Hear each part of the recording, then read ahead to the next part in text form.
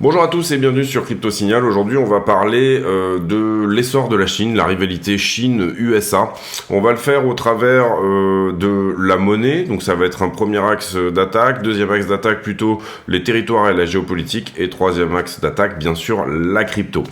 Donc, ce qui me fait embrayer sur le sujet, c'est plus ou moins cette news qui est que de plus en plus, et c'est encore le cas aujourd'hui, Hong Kong semble s'ouvrir tout simplement à l'ouverture vers la crypto, alors que auparavant on était quand même ici plutôt sur un paysage de ban du côté de la Chine, un paysage où on était anti-crypto, etc. Et ça fait plusieurs semaines, voire plusieurs mois dorénavant, que Hong Kong nous donne ces signaux comme quoi il sera le prochain hub crypto du côté chinois. Ici, la news, c'est tout simplement que certaines banques commencent à directement se mettre en contact avec des business crypto, etc. et sont en train tout simplement de aider et de potentiellement jouer leurs cartes suite aux faillites de Silicon Valley Bank et Signature par exemple, à un côté un peu crypto-friendly pour ce territoire d'Hong Kong qui a un statut certes particulier en Chine, mais la Chine aime bien comme ça fonctionner par zone. Donc c'est très important cette news pour moi, je trouve que c'est une news vraiment relativement majeure du moment, et donc du coup c'est pour ça que je vous en parle, et c'est pour ça que je vais axer une bonne partie de cette vidéo sur tout simplement eh bien la rivalité Chine-US qui peut nous donner des signaux éventuellement de ce qu'il est en train de se passer. Là on regarde le yuan par rapport au dollar, donc c'est pas USD yuan, c'est l'inverse, vous le voyez ici 1 sur USD yuan, et on regarde ici depuis les années 90 qu'est-ce qu'il s'est passé. On voit ici plusieurs dévaluations. Donc on avait un yuan qui perdait de sa valeur et en fait ça a tendance à booster les exportations chinoises tout simplement. Cette idée d'un yuan faible, eh bien booster les exportations. Et puis à partir de 1994, on travaille plutôt une certaine parité, vous le voyez, pendant 10 ans. De 95 à 2005, on a une parité plus ou moins yuan-dollar. Ensuite de l'année 2005 jusqu'à l'année à peu près 2008, on a un yuan qui reprend de la force par rapport au dollar. Ensuite on retravaille une sorte de plateau de parité. Et puis ensuite on a encore à nouveau une politique de yuan plutôt fort. Actuellement, et à partir de 2014, vous voyez qu'on relance cette idée d'un yuan qui renvoie ses exportations avec un yuan très compétitif en fait finalement par rapport au dollar. Ça a tendance à énerver un petit peu Donald Trump autour des années 2018-2019. À ce moment-là, beaucoup de sanctions tout simplement sur la Chine. On se rappelle de l'histoire de Huawei notamment, etc. sur fond de guerre d'espionnage, mais en fait en réalité c'était surtout que les États-Unis avaient un énorme déficit par rapport aux Chinois à ce moment-là. Et puis effectivement ensuite on retrouve un yuan qui est plutôt en train d'essayer de booster ses exportations, suite à quoi en 2020 tout simplement la Chine a ses problèmes du moment. On a, malgré une explosion finalement de la masse monétaire du dollar à ce moment-là, quand même un yuan qui reprend de la force dans cette zone-là. Donc du coup, en raison même de plutôt ce moment-là. Et là, on voit un pivot en février 2022 où du coup, en fait, finalement, le yuan repère de la force. On a une grande faiblesse au niveau des exportations. Également, je pense, à ce moment-là, une politique Covid chinoise qui était très en retard par rapport à ce que donnait le reste du monde, on va dire. Et donc, c'est ça aussi qui plombe un petit peu le yuan. Donc, a tendance à quand même favoriser les exportations en Chine. Et ici, depuis la fin 2022 à peu près, on part dans le sens inverse. C'est-à-dire que la Chine a plutôt libéré les liquidités à ce moment-là. Elle a réouvert au niveau du Covid, alors qu'on était sur un territoire qu'on va établir comme contraignant du côté des États-Unis, avec des taux d'intérêt plutôt forts, etc. Donc là, on a vu un petit peu, vous le voyez, la période actuelle où on en est. On est quand même ici sur un yuan qui a perdu énormément de valeur face au dollar, mais c'est voulu, encore une fois, pour booster les exportations, etc. Et on comprend ici des périodes de parité et des périodes de dépeg total. qui sont en train de se mettre en place dans les deux sens. Donc c'est intéressant de regarder ça. On pourrait corriger ici avec les masses monétaires, etc. et on verrait une trend qui est relativement propre, où on a effectivement à un moment donné un pivot. Alors je l'ai pas sous les yeux là, je vous l'ai pas préparé, mais où on comprend que finalement en 2014 il y a eu effectivement quelque chose qui s'est passé et que on pivote dans un sens. Alors la Chine, il faut comprendre que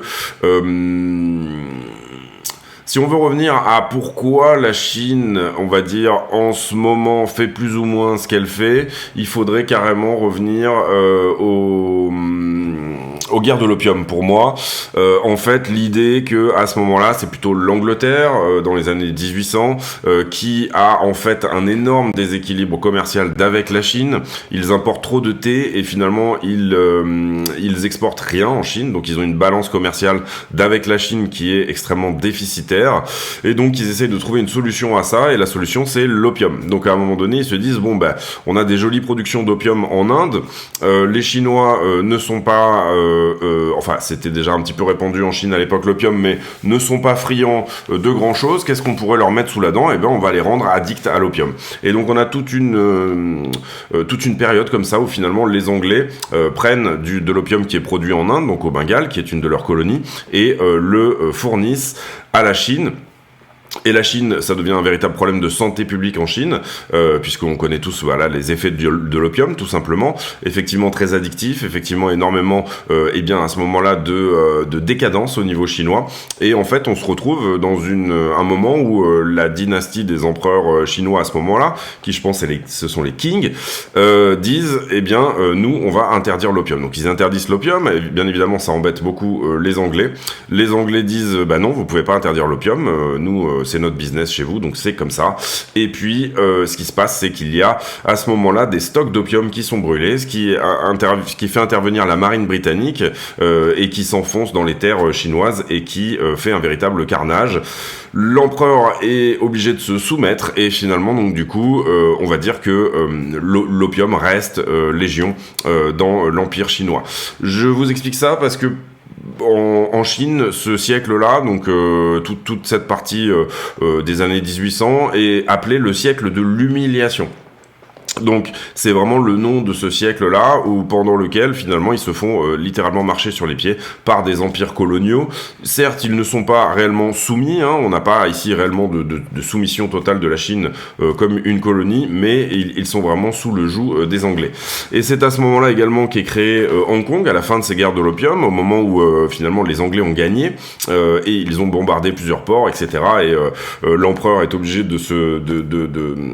d'abdiquer. Eh bien, du coup, c'est à ce moment-là que Hong Kong est donné à la Grande-Bretagne pour 99 ans. Donc ça, c'est la première chose, comprendre pourquoi Hong Kong, finalement, est devenu une concession anglaise pendant 99 ans, et on a vu que elle est repassée il n'y a pas extrêmement longtemps sous sous domination chinoise, ou en tout cas même c'est un territoire chinois dorénavant.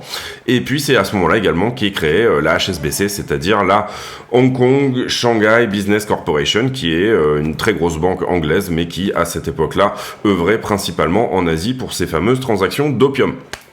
Donc bien comprendre, siècle de l'humiliation, ça c'est vraiment quelque chose qui est relativement important à comprendre. Ensuite finalement on a instauration de la République de Chine en 1912, et puis ensuite on a la fameuse révolution Mao qui à ce moment-là du coup fait suivre le gouvernement de Chiang Kai-shek à Taïwan, et donc on va dire que la partie chinoise toujours républicaine, et c'est pour ça que en fait le Taïwan, je crois que le nom réel de Taïwan c'est quelque chose comme République quelque chose, mais ça s'appelle toujours Chine dans le vrai nom institutionnel, et bien entendu la République populaire de Chine.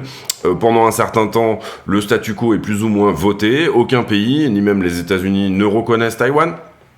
Et donc du coup, on a cette île qui n'est pas réellement un pays, puisqu'ils n'ont même pas déclaré leur indépendance, qui finalement continue même à commercer avec la Chine, et ça c'est très important de le comprendre. Le premier partenaire commercial de Taïwan aujourd'hui, c'est la Chine, il ne faut pas croire ici que les Taïwanais sont non plus dans une totale peur des Chinois, entre guillemets. Il y a certains Taïwanais qui sont pour une réconciliation et une réintégration à la Chine, moyennant des garanties, bien évidemment, et puis vous avez bien évidemment ici les dernières choses en date, à savoir Nancy Pelosi, donc une diplomate américaine qui atterrit sur le sol taïwanais, ce qui est plus ou moins pour les Chinois, bien évidemment, un affront, puisque théoriquement Taïwan n'est pas reconnu par tout simplement les États-Unis. Donc c'est vraiment important de capter ça, au sens où quand vous captez ça, vous captez également toute cette humiliation qui a été faite au niveau des Chinois pendant un certain temps. Et les Chinois, alors moi j'aime pas faire des généralités en fonction des pays, mais ils sont extrêmement patients, extrêmement diplomates, ils aiment bien jouer l'ambiguïté par moment. Donc du coup, ils se sont imposés finalement dorénavant comme l'usine du monde, voilà. Et ils ont joué de cette possibilité démographique qu'ils avaient de produire énormément, et donc du coup on est actuellement dans une situation où finalement ils ont pris de plus en plus de place, à savoir que je pense qu'ils sont désormais deuxième. Je pense que les États-Unis ça doit être 24 trillions si je me trompe pas, et les Chinois doivent être à 18, donc ils talonnent désormais de près les États-Unis comme une première puissance mondiale économique. En termes d'armée, c'est devenu la première marine au monde, et là on va parler des routes de la soie. Donc vous voyez ici la position de Taïwan par rapport à la Chine, ça les embête un petit peu, étant la première marine du monde, ils sont obligés de contourner, puisque vous avez énormément de frégates américaines dans la zone, bien entendu, et que, bien entendu, Taïwan s'est armé également. Et du coup, il y a également toute cette idée de nouvelle route de la soie qui s'est créée en Chine, et donc du coup, le passage effectivement par la Russie, donc bien évidemment l'alliance de connivence avec la Russie qui est tout à fait logique, la Russie qui a été finalement mise de côté par l'Europe et qui se tourne vers l'Est, et puis toute également cette route de la soie qui va être plutôt en contournant la Malaisie, etc. Escale en Afrique, à Nairobi, où les Chinois ont énormément d'influence, enfin pas à Nairobi directement, mais sur toute cette côte-là, Somalie, Soudan, etc. Aussi grandissement de l'influence des Chinois, bien évidemment, et là on comprend par ces nouvelles routes de la soie, qui sont en fait des exportations de containers, de produits de consommation, toutes ces choses-là, etc. Et donc canal de Suez, bien évidemment, donc énormément aussi de rapprochement entre, on va dire, la Chine et l'Égypte, la Libye qui a été un peu laissée pour compte dans toute cette zone-là depuis qu'on a fait tomber Kadhafi, et dans lesquelles à la fois les Russes et les Chinois commencent à avoir une influence de plus en plus importante, et on a bien évidemment aussi également un début d'influence assez important des Chinois sur toute l'Afrique de l'Ouest, toute la zone Sénégal, etc. Mais il faut bien comprendre ici que vous avez des énormes intérêts à passer par ces routes-là. Et j'ajouterai à ces routes-là, depuis tout simplement le réchauffement climatique et le fait que le canal de Suez et à un certain moment donné, vous le comprenez ici, le canal de Suez, apporte une certaine forme de puissance diplomatique à celui qui en détient les clés, puisque vous le comprenez ici quand je vous le montre, il y a une des routes de la soie qui est extrêmement importante, et j'essaie de vous retrouver là toute la partie, les routes du Nord en fait, c'est-à-dire les routes de l'Arctique qui elles ont été plus ou moins, alors je mets en pause, je vous retrouve ça, j'ai dû le couper. Voilà, globalement, vous voyez ici la différence en termes de temps entre le fait de passer par, comme je vous le disais, sous la Malaisie, etc., et canal de Suez et ainsi de suite, et celle de passer, depuis qu'il y a le réchauffement climatique, par les routes ouvertes, par les brise-glaces russes dans tout l'Arctique. Donc là encore, rapprochement Russie-Chine qui fait sens, puisque route diplomatiquement beaucoup plus libre, puisque ici il n'y a pas vraiment d'écluse ou quoi que ce soit, enfin je sais pas, le canal quoi, voilà. Ça c'est une première chose. Et deuxième chose, bon là on part du Japon, donc c'est pas fort, on devrait partir d'ici, donc on voit que c'est un peu moins court que ce qu'on pourrait imaginer, mais en tout cas cette notion stratégique que va poser l'Arctique très prochainement dans la puissance mondiale tout simplement. Également, et là on va revenir sur l'axe monétaire, en ce moment les BRICS qui sont tout simplement en train d'essayer de mettre en avant une nouvelle monnaie d'échange qui sera la leur et qui sera plus ou moins, je vais vous sortir une carte du monde ici, ça va être peut-être plus simple. Oui, donc on a du coup également cette idée de monnaie commune qui leur permettrait tout simplement de ne pas rester dans le pétrodollar et d'avoir cette possibilité de commercer entre elles sans réellement avoir à prendre finalement des investissements aux États-Unis. Pourquoi des investissements aux États-Unis ? Parce que d'une certaine manière, le système est fait de telle façon actuellement et c'est le système de Bretton Woods qui veut ça, mais c'est également ensuite la chute du système de Bretton Woods en 71. Là, je vous montre juste, voilà, la sphère d'influence, on va dire, de l'organisation de coopération de Shanghai, 40% de la population mondiale, et bien évidemment, ici, on voit que c'est une espèce de forme de bloc qui vient de se créer pendant les 20 dernières années. L'Iran vient de rentrer dedans.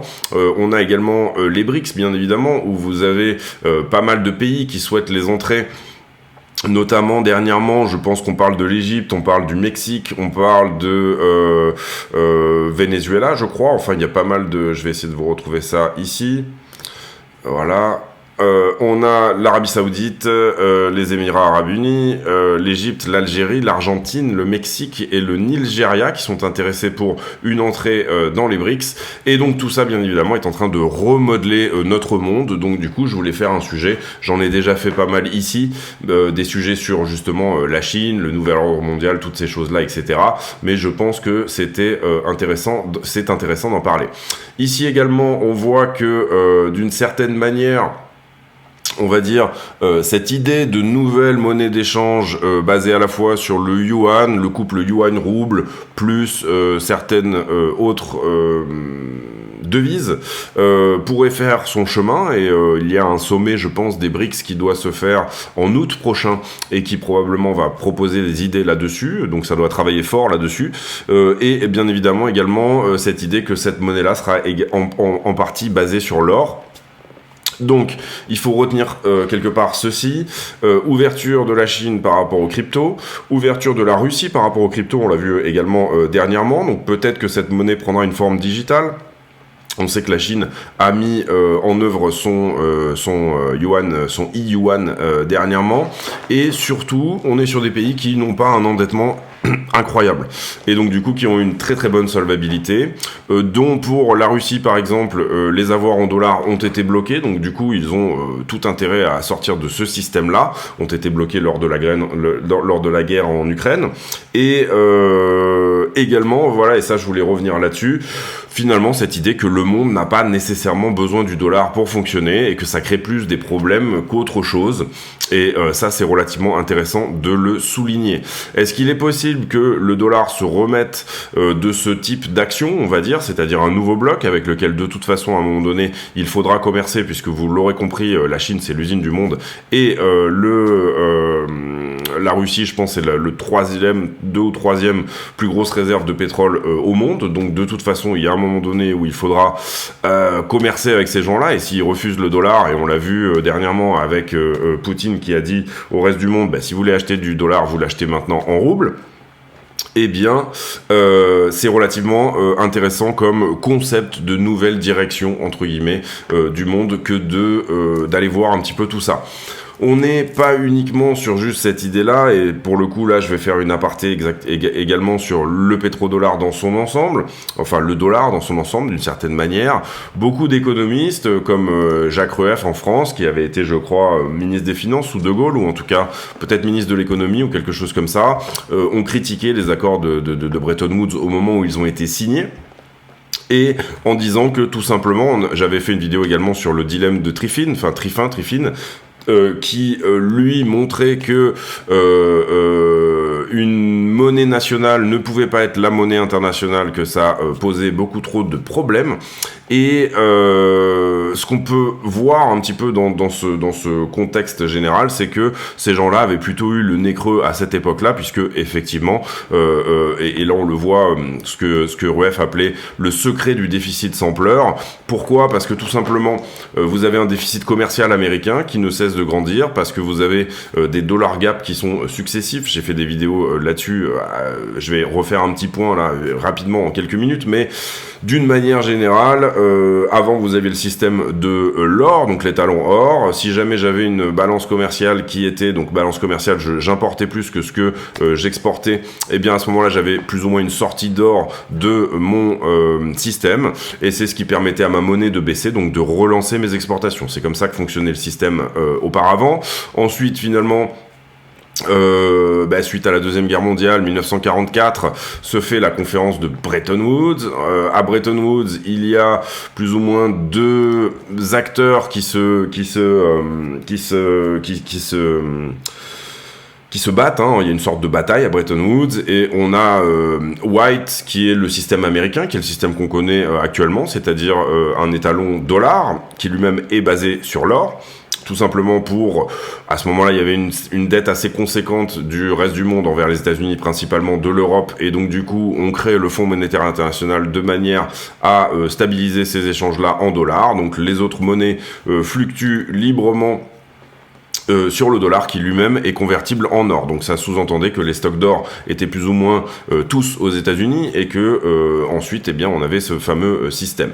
À un moment donné, on a et en face, pour ici établir toute l'histoire, en face, on a John Maynard Keynes. John Maynard Keynes, qui est très connu, hein, c'est les relances keynésiennes, etc. C'est probablement un des plus grands économistes de ce siècle, qui lui travaillait sur des économies qui étaient un peu moins connectées que ce qu'elles sont aujourd'hui. Donc aujourd'hui, c'est les théories de Keynes ont moins de puissance que ce qu'elle pouvait avoir par exemple dans les années 30, mais c'était un petit peu l'artisan du New Deal suite à la crise américaine de 29 et tout ça.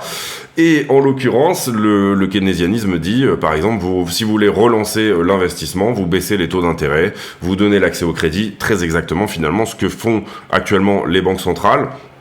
C'est-à-dire que, en fait, vous relancez l'économie par une relance de la demande via l'investissement.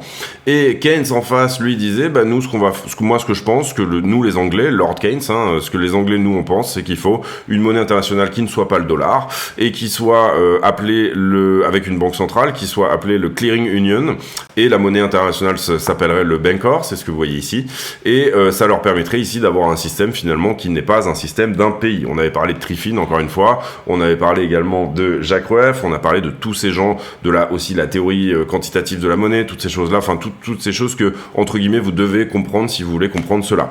Problème, c'est qu'en 1971, certains pays veulent récupérer leur or, donc on a une sorte de bank run des différents pays sur l'or, notamment l'Allemagne et la France à ce moment-là, hein. De Gaulle envoie même une frégate armée vers New York pour récupérer l'or français, et puis finalement on calme un petit peu les choses, et au final, qu'est-ce qui se passe? C'est qu'on suspend la convertibilité du dollar en or. Donc on dit maintenant, toutes les monnaies vont fluctuer sur le dollar, mais le dollar ne sera plus convertible en or. Les pays n'auront pas cette possibilité de convertir leur propre dollar en or.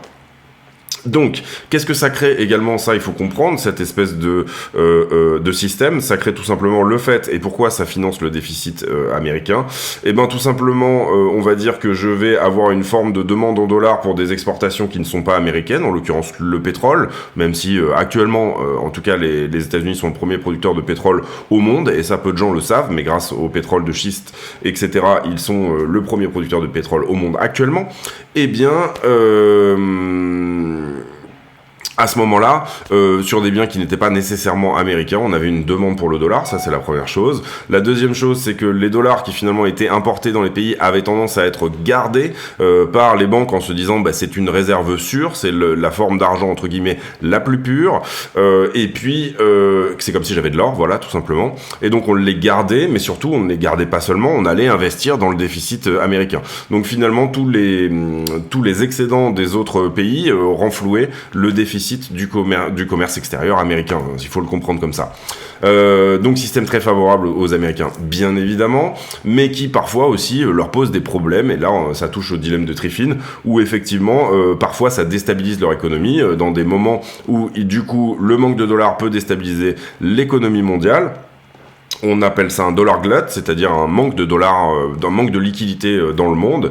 Et bien du coup, parfois ça ne reflète pas leur situation intérieure et ça leur pose des soucis également en termes de réserve. C'est-à-dire, je relance mon pays et en même temps je relance le monde, mais si le monde va mal, j'ai du mal à relancer mon propre pays, etc. et ainsi de suite. Et on voit que actuellement c'est quand même un petit peu la situation. Donc je pense avoir fait le tour. Ici c'est assez marrant parce que quand vous cherchez des informations sur le sujet, vous tombez pour beaucoup sur des papiers qui sont des papiers du Fonds monétaire international. Donc on voit ici la guerre de propagande, voilà pourquoi White et pourquoi pas Keynes. On voit ici quand même qu'il y a bien évidemment un intérêt des institutions en place. Et là le papier que je vous montrais également tout à l'heure, alors ça c'est un bouquin.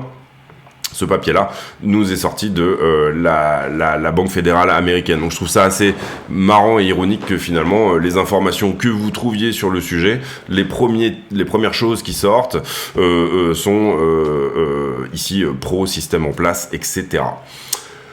Je pense qu'on a fait le tour sur le sujet. J'espère que c'était pas trop confus. J'espère que c'est parce qu'on a parlé de beaucoup de choses en même temps. Mais en tout cas, ce qu'il faut comprendre, c'est que on a un nouveau bloc qui est bien sûr en train de se créer.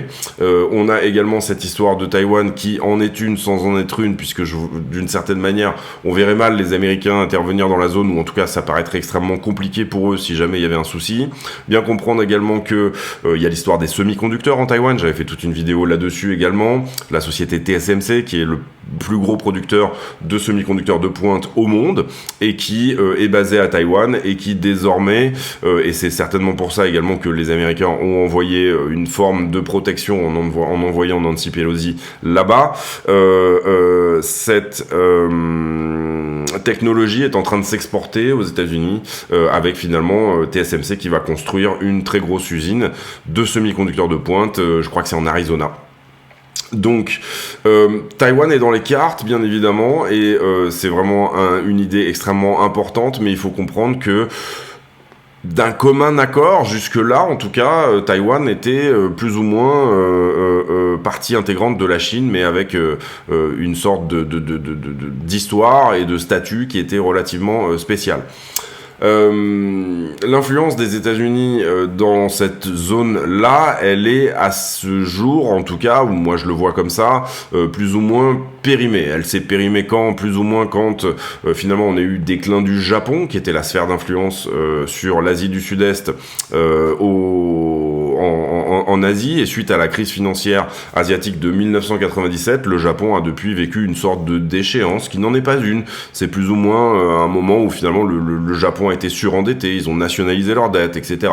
Et donc aujourd'hui on est sur un Japon qui vit sous perfusion d'argent, et c'est probablement, je pense, qui attend les États-Unis également à terme, c'est-à-dire pas forcément un écroulement énorme, mais plus cette espèce de mollitude qu'on a connue au Japon. D'ailleurs, je me rappelle qu'à un moment donné, dans les années 80, les gens allaient faire du business. Comment ? Ils partaient des États-Unis, ils allaient au Japon, ils regardaient ce qui fonctionnait au Japon, ils l'exportaient aux États-Unis, et derrière, on avait finalement des businessmen européens qui allaient voir ce qui se passait aux États-Unis pour l'importer en Europe. Donc, on avait cette espèce de cercle, le Japon étant l'innovation, qui ensuite passait par les États-Unis et ensuite arrivait en Europe grâce tout simplement à la sphère culturelle américaine qui est en marche chez nous depuis tout simplement le plan Marshall et la Deuxième Guerre mondiale. Voilà, on a fait le tour de pas mal de choses. Désolé du coup, je mets en pause une toute petite seconde. Ok, excusez-moi. Donc du coup, on a fait le tour ici de pas mal de choses déjà. Hein. On va voir les news ici. Globalement, la news du jour, c'est tout simplement que First Citizens est en train de racheter Silicon Valley Bank, ou en tout cas ce qu'il en reste. Certains des assets sont en train d'être rachetés. Donc on va voir ce que ça donne au niveau, on va dire, de la période bancaire qu'on va avoir aujourd'hui, l'ouverture de Wall Street, pardon, on va voir ce que ça donne de ce côté-là. Mais principalement, si vous allez voir tous les médias, alors je sais pas si c'est le cas sur la crypto, mais voilà, on va dire que c'est la news du jour. On a le lancement également sur Polygon du ZKEVM, donc Ethereum Virtual Machine, sur le Zero Knowledge. Donc ça risque d'être relativement intéressant. Ça risque de donner à Polygon un petit peu une arme en plus pour être le layer 2 qui s'impose sur Ethereum. On va voir ici ce que ça dit et ce que ça donne sur le prix. C'est le lancement aujourd'hui, donc il y aura peut-être aussi un sell de news. Hein. Quand vous avez un lancement, parfois c'est plutôt de la vente qu'il faut essayer de voir et d'initier. Mais voilà, pour moi, on n'a pas énormément d'autres news que celle, entre guillemets, du rachat de First Citizen de Silicon Valley Bank par First Citizen. Ici, on aura quoi cette semaine ? Je crois que j'ai déjà fait le point là-dessus. On aura justement de la balance commerciale, et ça sera pour demain. On aura retail, on aura Michael Barr, en fait, c'est le vice-chairman de la Fed qui va faire une testimony sur les banques. Donc, en fait, Powell a nommé Michael Barr, qui est un très très fort anti-crypto. C'est également lui qui est plus ou moins responsable des opérations contre les cryptos dernièrement. Donc du coup, c'est lui qui décide de pas mal de choses en ce moment. Et il a nommé Barr pour faire un rapport sur les banques. Donc moi, je suivrai ça de près personnellement mercredi, parce que devant la Chambre des représentants et devant le Congrès, en général, ces mecs-là se font allumer, donc on risque d'avoir plus ou moins des questions intéressantes en tout cas, et des réponses intéressantes. Et ensuite, vendredi, on aura le PCE, donc le Personal Consumption Expenditures. Ça, j'en avais déjà parlé, c'est un outil d'inflation que la Suède va probablement suivre de près.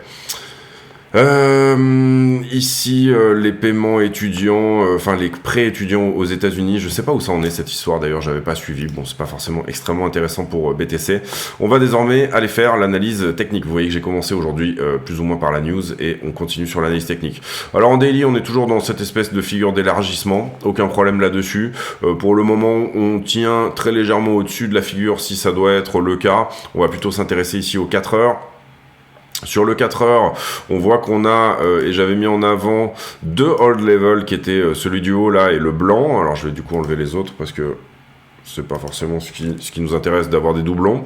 2 hold level en 1 heure, vous le voyez, et là actuellement un tout petit hold level au milieu. Hold level, c'est tout simplement un support et résistance. Vous voyez ici qu'on n'arrive pas à casser ce sommet précédent, et ici on n'arrive pas à perdre ce creux précédent, donc on est sur une compression de la structure, hein, tout simplement. Il n'y a pas à réinventer la roue non plus, on est dans une forme de triangle. Le prix compresse entre les deux, je pense qu'on aura une résolution dans la journée. Vous voyez qu'ici je vous ai donné plus ou moins les trends un peu à casser pour le moment. En termes de 4 heures pour le moment, je dirais que la structure est plutôt baissière, moi à mon sens, c'est-à-dire que je vois plutôt quelque chose comme ceci, c'est-à-dire un nouveau plus bas. Maintenant, ce hold level ici peut tout à fait tenir, ce creux peut tout à fait tenir et nous donner un renversement. Pour le moment, on est toujours dans une direction préférentielle que je qualifierais de longue, mais ça dépend toujours un petit peu la time frame que vous jouez, hein. Bien évidemment, quand vous jouez une time frame de 1 heure, jouez la 1 heure, n'essayez pas d'aller chercher des profits au-delà ou quoi que ce soit, ou de tenir votre trade pendant 50 ans, c'est pas forcément l'idée. On pourrait y voir un diamant ici, donc attention à ça. Si on perd vers le bas ici, on aurait peut-être tendance à revenir à rattaquer les 24,5. Donc vous le voyez, top diamant en top, et le but étant d'attaquer la jambe précédente, c'est-à-dire d'attaquer cette jambe là. On avait déjà donné le niveau des 25,2 comme étant un niveau extrêmement intéressant à revenir tester éventuellement. Assez souvent, effectivement, sur des diamants, on rebondit pas jusqu'en bas de la jambe comme ici, c'est-à-dire un retour au 24,100, mais peut-être passer au-dessus. Pour moi, je serais même Donc s'il y a un short à ouvrir ici, pour moi j'attendrai déjà ce signal-là, la perte de ce level-là, ou peut-être même la perte de celui-ci, pour intervenir, et je rentrerai sur l'attaque du sommet précédent qui nous permettrait éventuellement de repousser. Voilà, ça serait ça plus ou moins ma technique. Pour le moment, moi je suis sur un scalp en longue. Mais puisque je considère quand même que sur les time frames que je joue, qui sont des plus petites time frames, donc on parle de scalping, on est plutôt sur une tendance haussière. Encore une fois, on dit the trend is your friend. Oui, mais d'accord, mais dans quel time frame en fait, hein, c'est ça le concept, comprenez-le bien. Sinon, vous ne serez pas rentable si vous ne comprenez pas ça. Donc du coup, là ici peut-être un diamant. Donc attention à ça. On va voir peut-être que du coup il nous manquerait une jambe qui vient faire ça, une jambe qui vient faire ça, et là, bam, on dégage vers le bas, par exemple. En tout cas, à voir. Ça fait plusieurs moments qu'on avait montré cet élargissement là qui lui ne veut pas casser, donc pour le moment soit on casse ici en haut, et le signal qu'on va casser il sera donné sur la perte de cette résistance dorénavant ici, soit tout simplement on rejette plutôt vers le bas et on vient attaquer ce point là. Donc j'en avais déjà parlé il y a au moins 3 jours. On a deux niveaux ici qui vont nous donner borne haute ou borne basse. Ici à ce stade ça pourrait même être intéressant de juste jouer le range, hein. Pourquoi pas, mais voilà, en termes d'analyse technique, on va dire, de la structure, personnellement, ça serait mon analyse personnelle. Ici, on voit bien cette compression. Bon, pour le moment, on a cette potentielle trend ici en 1 heure, qu'on pourrait même tirer jusque-là, en fait, hein. Voilà, pourquoi pas. Là, elle est pas réellement perdue. Bon, moi, je préfère avoir quelque chose d'un peu plus... puisque vous voyez ici, c'est pas parce qu'on a fait une clôture en dessous que réellement on la perd. Il faut faire une bougie entière en dessous. Pour le moment, moi, je préfère garder plus ou moins celle-ci. Et cette trend qui, pour l'instant, nous repousse sur le 1 heure. Donc, on va peut-être avoir ici des réponses sur quelle borne on se dirige. Ici, vous voyez qu'on est à mi-range. On va peut-être avoir des réponses là-dessus prochainement. Et donc, la 1 heure... Si on regarde la dernière jambe du mouvement, vous comprenez que la 1 heure est haussière.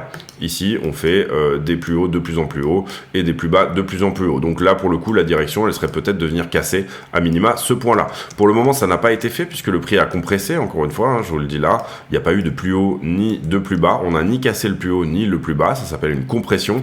Et donc, pour le moment, la 1 heure, elle compresse, mais a priori, on en rentre par le bas. Donc, elle est plutôt dans une tendance haussière.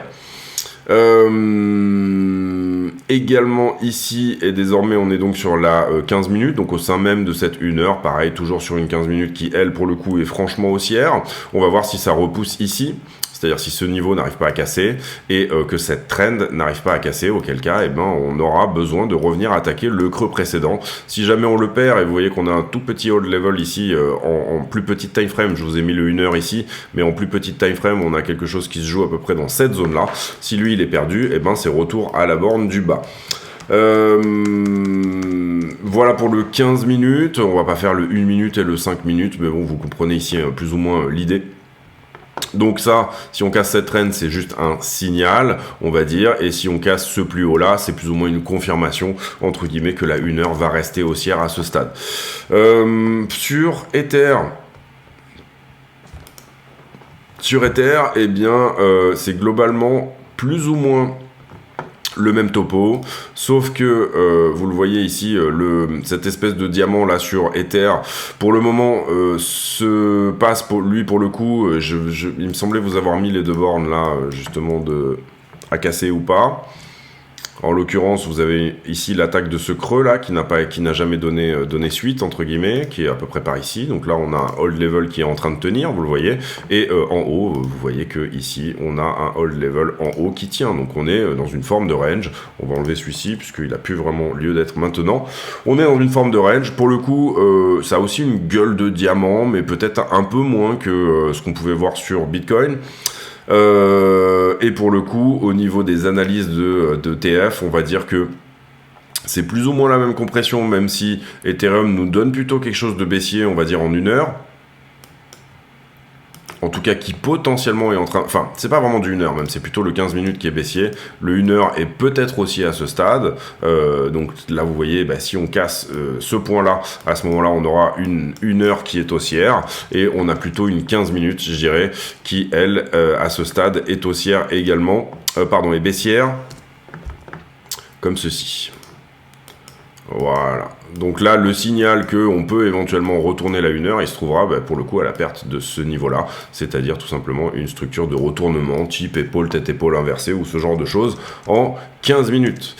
Voilà pour Ether. Donc Ether, on a des bonnes chances ici. Vous comprenez que si on regarde juste le range, pour le moment, on arrive du bas du range, on se fait repousser par un point qui n'est pas le haut du range, ou en tout cas on revient pas tester ce niveau. On a quand même une chance ici de éventuellement venir le tester, à savoir 1818 sur Ethereum, et pour le moment, peut-être ça se forme, si ce mouvement se fait en 3 vagues, sur une forme de flag qui nous donnerait après derrière une cassure de la confirmation. Donc du coup, sur Ether, on pourrait se dire que si on l'analyse de manière chartiste plus ou moins, vous avez ici une trend à casser qui va être à peu près quelque part par là, quelque part par ici. Voilà, si on devait vraiment y voir un flag, on va zoomer un petit peu ici. Alors, il se pourrait qu'elle ait cassé si on voit ce flag comme ça, ce qui pourrait être le cas, hein. C'est plus un fanion qu'un flag à ce stade, mais voilà. Bon, il n'y a pas d'accélération à la cassure, elle a légèrement repoussé ici sur la 15 minutes avant de casser. Ouais, pas extrêmement propre quand même. Peut-être, voilà, quelque chose comme ça, qui peut-être est en train de casser. On va voir ici. Donc là, ça, c'est du 15 minutes.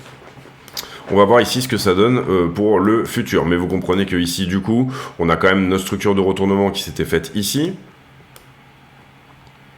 Ici, là, vous comprenez qu'on a déjà cette structure de retournement. Elle a retest. Là, elle est en train d'enfoncer un petit peu jusqu'au support précédent. La question maintenant, c'est est-ce qu'on casse ça, c'est-à-dire les 1783. Si jamais on casse ça, on peut avoir de bonnes chances, à minima, de venir retester ça et potentiellement, éventuellement, une attaque de ça, c'est-à-dire les 1860 et quelques. Pas forcément un bon point pour rentrer, hein. Le mid-range ici, c'est pas forcément des excellents points pour rentrer, en tout cas pour prendre le mouvement dans sa globalité.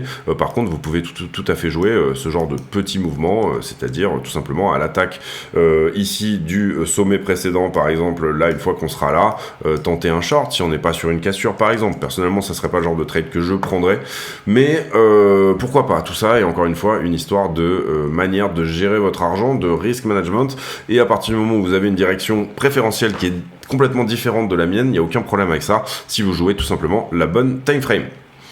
On va faire désormais la liquidité, puisqu'on a terminé ici 13h36, je crois qu'on a changé d'heure, donc je me demande si on va regarder le SP500 à quelle heure il ouvre. Je mets en pause une petite seconde. Oui, donc il me semble qu'on va repasser à 15h30 désormais pour les ouvertures Wall Street, si je me trompe pas. Voilà, si je me trompe pas, on va repasser à 15h30. On va faire la liquidité, mais avant ça, je vous envoie la page de pub. Allez, on y va pour la page de pub. La chaîne est partenaire de 2 exchanges qui sont Bybit et BitGet. Ces 2 exchanges ont fait leurs preuves, ils sont suffisamment liquides à mon sens et ils ont également d'excellentes preuves de réserve. Comment on passe par le lien de la chaîne pour s'affilier sur un de ces exchanges? Tout simplement, on va sur la vidéo, on clique sur la description de la vidéo et là vous aurez 3 liens importants. Le premier étant l'accès au Discord, le serveur qui nous permet de communiquer. Le deuxième étant les liens d'affiliation ici que vous voyez sur Bybit et BitGet. Lorsque vous cliquez sur un de ces liens, vous allez tomber sur une page qui ressemble à ça, et là vous allez cliquer sur s'inscrire. À partir de là, vous aurez de toute façon accès au moins 15% sur vos frais de trading, quoi qu'il arrive. Pas besoin de faire le reste, on va dire. À partir de là, vous serez de toute façon affilié. Mais vous pouvez éventuellement aller plus loin. Vous pouvez aller plus loin en tout simplement, une fois que vous êtes connecté, votre page de connexion, elle ressemble un petit peu à ça, et là vous allez passer votre souris sur votre icône de profil, et ça va vous afficher un numéro qui s'appelle le User ID, le UID. Vous copiez cet UID et vous venez sur le Discord, vous présentez ici. Nous, notre Discord, il faut se présenter à l'entrée, c'est-à-dire qu'il y a un filtre, on filtre les gens de manière à éviter les scams et les bots, et pour donner des rôles aux gens, c'est-à-dire est-ce que vous êtes plutôt trader, débutant, affilié, etc. Une fois que vous aurez fait ça, vous allez dans le salon demande affiliation, et dans le salon demande affiliation, vous allez pouvoir poster votre UID, et votre UID sera validé ou non comme étant une UID qui est tout simplement affiliée à CryptoSignal. Ensuite, vous aurez accès à un salon privé qui s'appelle Section Affiliée, dans laquelle je poste des graphiques et je poste des analyses, etc. exclusives sur ce salon. Il y a aussi une possibilité de participer à un tirage au sort. Pour participer à ce tirage au sort, il faudra également déposer 100 USDT, en plus de s'inscrire et de faire toutes ces démarches-là, déposer 100 USDT sur un de ces deux exchanges. À partir de là, l'exchange me le dira et ils me diront que vous avez, entre guillemets, le statut de super affilié. Le statut de super affilié, vous n'êtes pas obligé de trader ces 100 USDT d'ailleurs, hein, ils peuvent très bien juste rester sur la plateforme quelques temps, le temps que vous soyez validé, et puis une fois que vous êtes validé, vous pouvez les enlever, vous en faites ce que vous voulez, mais ça vous permettra de participer à un tirage au sort tous les 20 affiliés de 200 USDT. Donc le premier tirage au sort, il sera sur 20 affiliés, le deuxième sera sur 40, une chance sur 40 de gagner 200 USDT, le troisième sera sur 60, une chance sur 60, etc. Donc voilà, écoutez, si ça vous intéresse, n'hésitez pas à passer par ces liens, et puis on revient à la vidéo. Merci de votre attention. Voilà, n'hésitez pas encore une fois à nous rejoindre sur le Discord. Vous voyez ici que on a dans la section affiliée des charts qui sont postés tous les jours et qui peuvent être intéressantes en fonction d'indicateurs, liquidité, etc. Donc surtout, n'hésitez pas. Il y a vraiment, je pense, un plus à être affilié chez nous. On passe sur la liquidité, combien on a liquidé sur les dernières 24 heures. Je remets juste mon retour vidéo parce que je l'ai perdu. Ça y est, je me revois à nouveau. On a liquidé 48 millions, donc c'est une toute petite journée. Sur les dernières 24 heures, vous voyez qu'on a liquidé plus de 30 millions sur Bitcoin et Ethereum, donc les altcoins qui souffrent d'un manque d'intérêt, hein, vous le voyez là actuellement, manque d'open interest sur les altcoins, et on a liquidé principalement du short, en tout cas c'est éventuellement ce qu'on peut voir. Le carnet d'ordre qui lui est globalement assez fourni à la vente, hein, on peut le voir ici qu'il y a un DCA à la vente là qui est en train de se mettre en place à partir des 28,9, etc. Donc on a vraiment ici peut-être une force vendeuse assez forte qui, si jamais on doit redépasser le top précédent qui était à 28,8, eh bien devra percer. Et puis on a énormément d'ordres de vente. Alors est-ce que ce sont des ordres de vente qui vont disparaître ou pas, mais autour des 25 700. Ensuite, les options, on a un gros niveau d'options vendredi, on fera un point là-dessus demain, je pense. On a déjà fait une grosse vidéo là.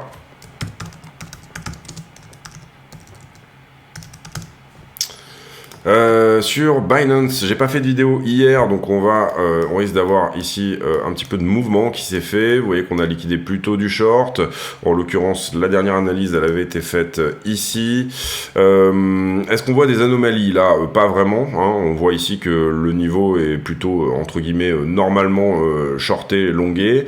Ici, même chose. Ici, même chose. On est plutôt en train de se suivre. Ici, on a un prix qui augmente et un funding qui augmente. Entre guillemets, tout est normal.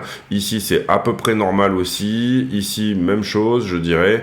Ensuite, même chose. Et là, même chose. Hein, voilà. Pour moi, ce qui est intéressant, c'est que le funding est neutre. C'est-à-dire qu'on n'est ni négatif ni positif. Donc, on a une moitié de shorter, une moitié de longueur sur ce marché. Ce niveau-là n'a pas été travaillé, les 28,2. On l'avait mis en trétillé, donc c'est pas un niveau extrêmement conséquent. On va remettre un niveau en trétillé ici et en rouge, mais c'est pareil, c'est pas un niveau conséquent. Entre guillemets, pas d'anomalie ici sur le sentiment. On comprend que en ce moment, c'est plutôt calme en fait, hein, d'une certaine manière. On a assez peu d'engagement. On voit également assez peu d'engagement sur le CVD au spot et on voit des spreads qui restent pour le moment négatifs. Donc voilà, les futurs qui sont toujours plus ou moins devant en termes de demande par rapport au spot, on va dire. Ethereum.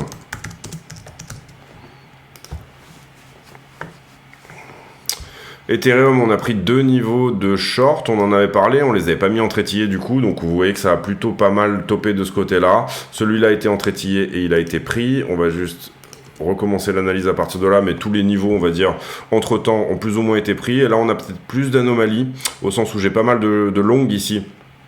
Donc c'est ce qui aide à faire le mouvement suivant. Ici, j'ai pas mal de longues également. Vous le voyez ici, le prix descend, mais le funding monte. Pour le coup, c'est ça que j'appelle une anomalie. Là, en l'occurrence, on a l'inverse, c'est-à-dire qu'on a pas mal de shorts qui se sont construits sur celui-ci. C'est peut-être ça qui appelle, il y a eu peut-être un petit peu plus de volatilité sur Ether. Là, on revient un peu normal. Ici, on revient normal, en tout cas jusque là.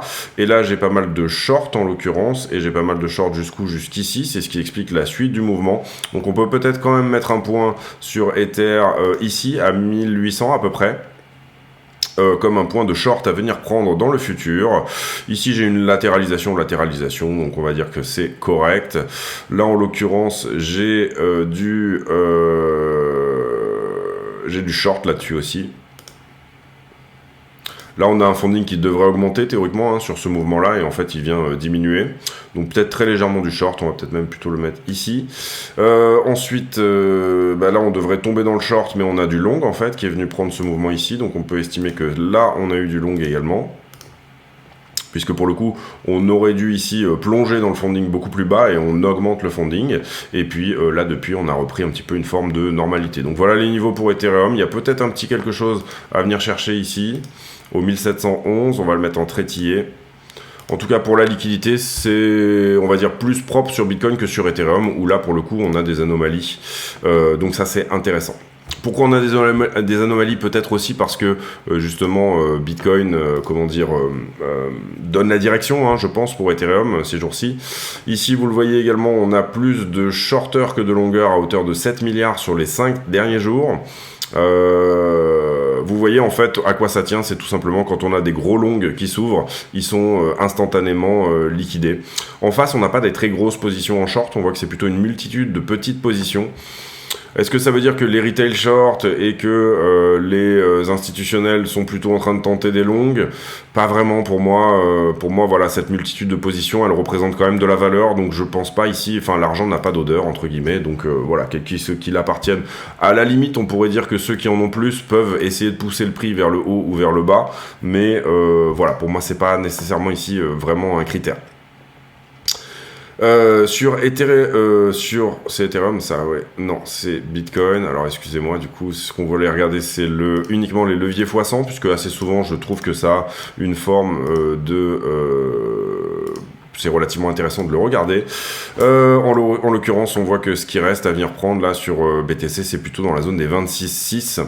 Et en haut, ce qui reste en levier 100, c'est plutôt au-delà des 28,5 et jusqu'au 28,9.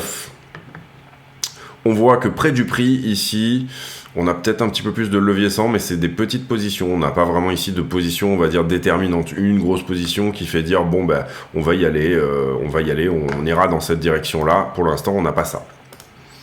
Sur Ether, excusez-moi, je pense que j'ai dû redémarrer, du coup, l'ordi, donc c'était pas forcément prêt.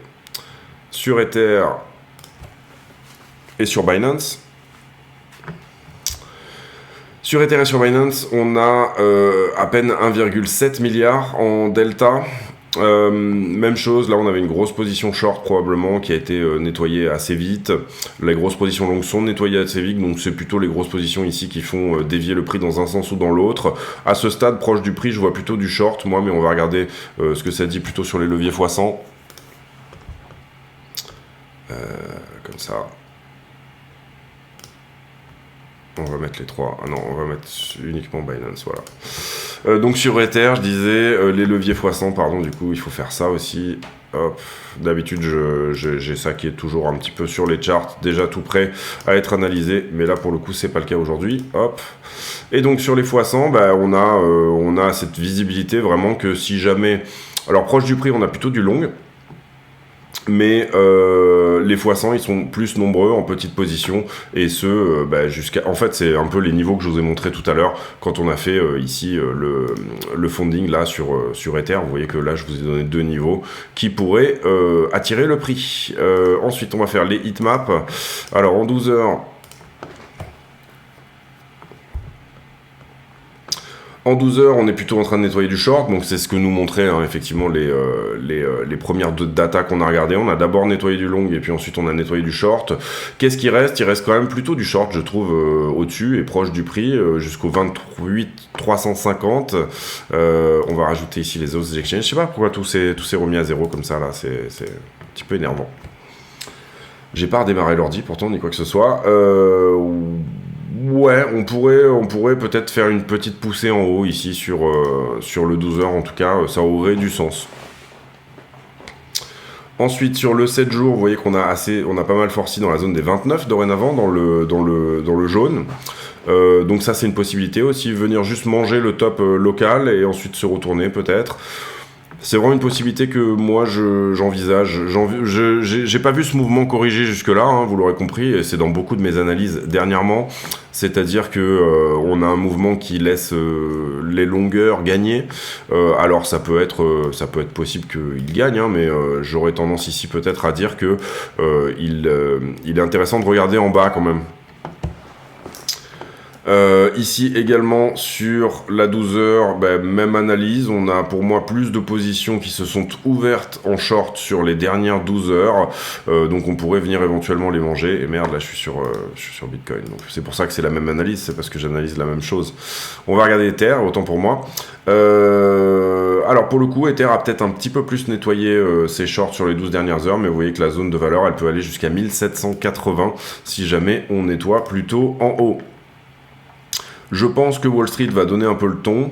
Et là, 7 jours sur Ethereum, pour le coup, vous voyez qu'on a perdu l'avantage du short, là en l'occurrence. C'est-à-dire que sur Ethereum, on a plutôt, sans doute, sur la 7 jours, quelque chose à venir nettoyer sous les 1006. Donc là, on a une divergence d'intérêt. Bon, on a vu que le delta cumulatif était plus fort sur Bitcoin sur les 5 derniers jours que sur Ethereum. Est-ce que c'est Bitcoin qui va driver le prix ou alors est-ce que c'est Ethereum? C'est intéressant de se poser la question. Et vous voyez que par contre sur la 1 mois, la zone de valeur sur Ether, elle est plutôt au 1900. Si jamais on commence à attaquer toute cette zone-là, pour moi, c'est 1360 direct. Donc, on n'aura pas touché les 2000, malheureusement, qui serait plutôt, moi, mon objectif privilégié court terme sur Ether. On n'aura pas touché les 2000, mais on privilégierait peut-être une plus grosse correction en attendant. Cela dit, on revient sur le prix et on fait la conclue. La conclue, on va la faire sur des plus petites time frames encore. On va passer sur le 5 minutes. Donc voilà, donner un peu la conclue, on va dire, de ce que pourrait nous dire éventuellement la tendance à ce stade. Bon, vous voyez que ça compresse là, donc c'est difficile de dire oui, on est sur une tendance qui va aller là ou là. Encore une fois également, et c'est ce que je vous explique pas mal sur le moment, on a quand même des livrets très très forts ici. Il serait étonnant de ne pas revenir tester, moi je pense, sous les 25,2. Pour le moment, ça n'arrive pas, mais il faut savoir parfois être patient pour finalement avoir ce qu'on veut. Donc moi je suis extrêmement attentif à tout signaux de short potentiel parce que je pense que ce short peut être à la fois rapide mais également être très rémunérateur. Vous voyez ici la zone des 0,5 à 0,618 par exemple qui peut être un endroit intéressant, donc les 23,2 et si on retourne directement en zone de rechargement, ça nous donnerait plutôt quelque chose entre 21 et 22. Pour le moment ça se met pas en place, donc on est plutôt content pour nos portefeuilles d'investissement, il n'y a aucun problème avec ça. Vous voyez que là par exemple sur cette hausse là qui est ici, on a corrigé entre 50 et 618 justement. Est-ce que ça va pas nous donner un joli escalier qui continue à monter, puisque moi moyen terme je reste plutôt quand même haussier, je pense qu'on va potentiellement ici aller toucher les 40. Je n'ai pas j'ai mon avis également sur le fait que les 15,4 pourraient être un bottom sur ce bear market là. Je pense que c'est le cas. Après, il est tout à fait possible que via les narrations de régulation, toutes ces choses là, etc., on repousse la crypto jusqu'à la zone des 10 000. Il n'y a aucun problème avec ça. Ça serait pas nécessairement ici quelque chose qui serait rédhibitoire.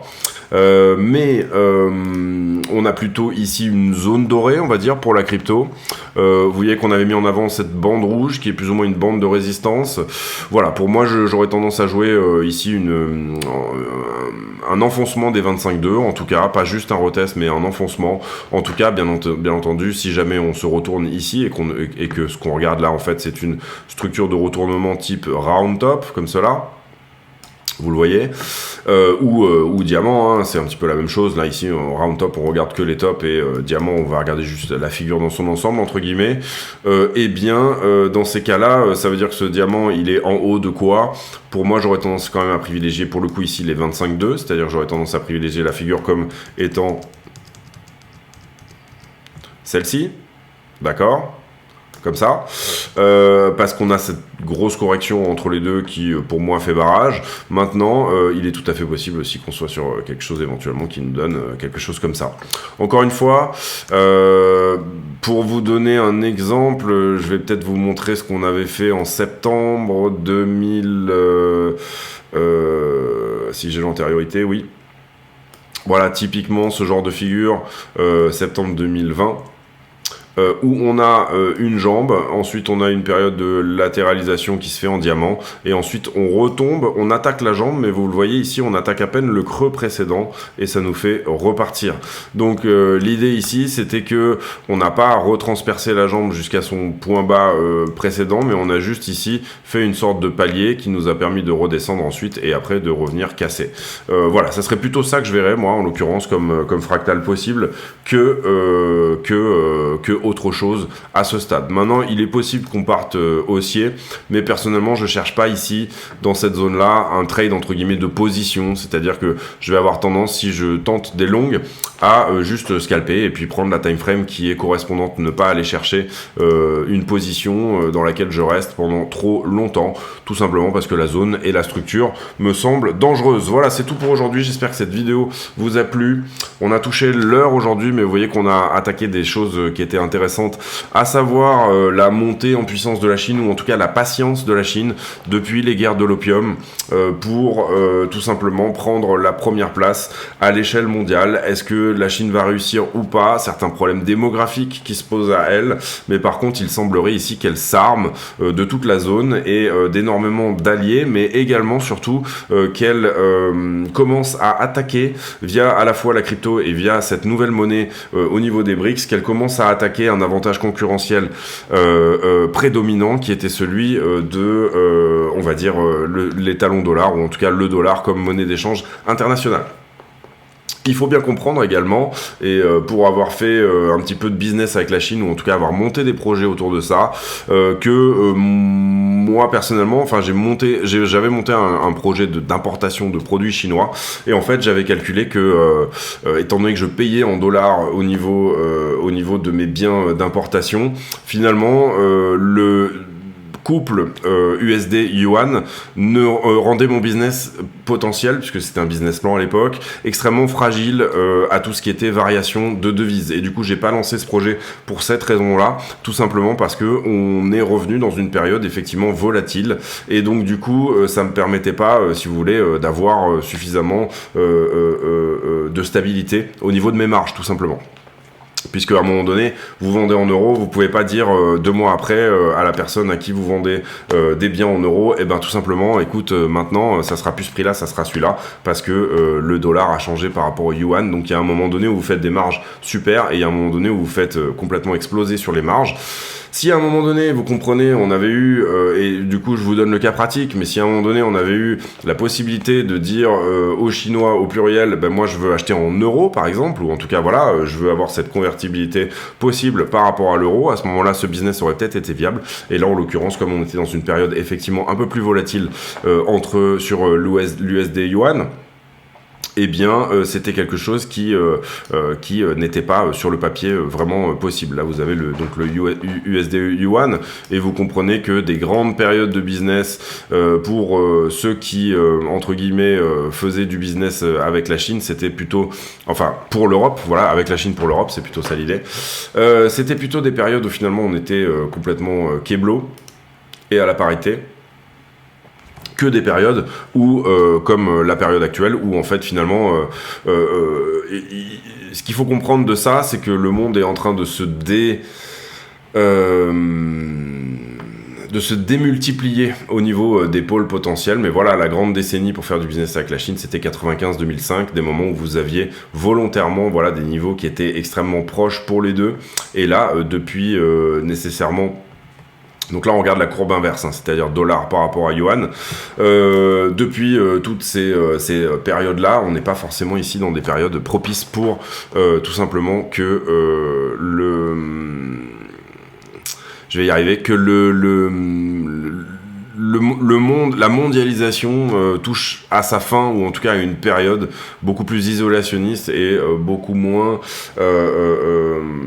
avec beaucoup moins de possibilités que par le passé, ou en tout cas ce qu'on avait dans les années 90-2000.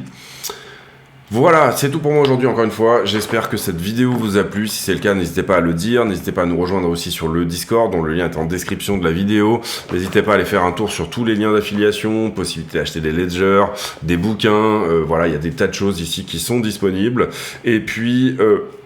On se retrouve demain pour une nouvelle vidéo sur le Bitcoin face au dollar. Et j'ai pour habitude de poster une question en fin de vidéo. Et la question du jour sera, est-ce que vous êtes plutôt brosse à dents électrique ou brosse à dents manuelle ? Question à la con, hein, c'est fait pour dire ce que ça va être. Donc c'est vraiment une vraie question à la con aujourd'hui que je vous pose. J'espère que cette vidéo vous a plu. On se retrouve demain pour une nouvelle météo sur le Bitcoin. Portez-vous bien. À demain.